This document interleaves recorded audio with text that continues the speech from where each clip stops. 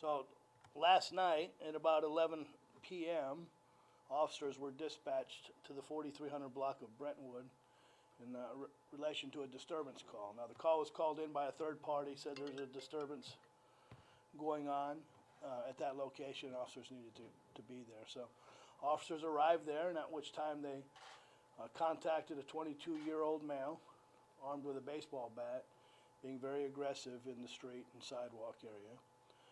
They attempted to disarm the suspect through contact and verbal commands. It did not work. They tased this suspect, the subject, 4 times individually. Four different officers tased this subject without effect. That's unfortunate.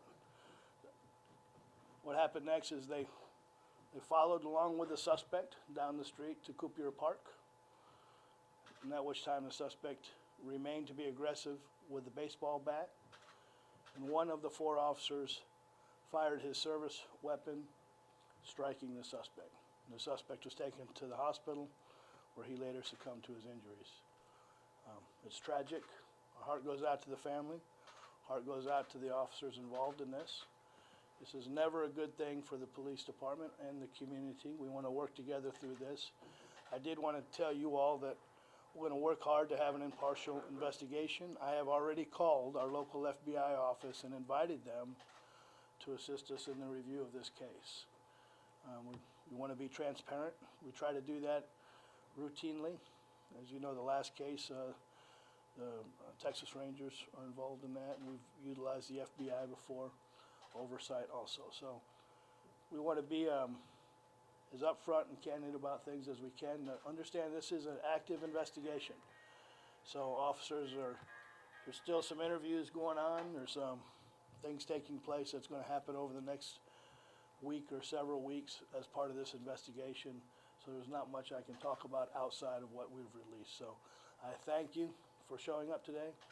I ask for your patience. Remember, our mantra is respect the process.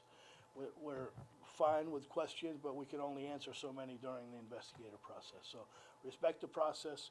It's a good process. Officers are on admin leave. They'll do interviews. We'll do internal reviews to include policy, practice, the law, right, and how we've done things in the past. And we'll go from there. And ultimately, the district attorney's office will provide oversight and decide where the case will go. So thank you for showing up. Thank you for being here, and I appreciate it very much.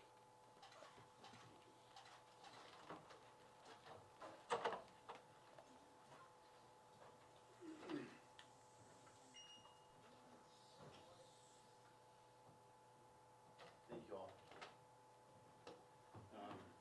So again, basically what we have on the blotter is what we've been able to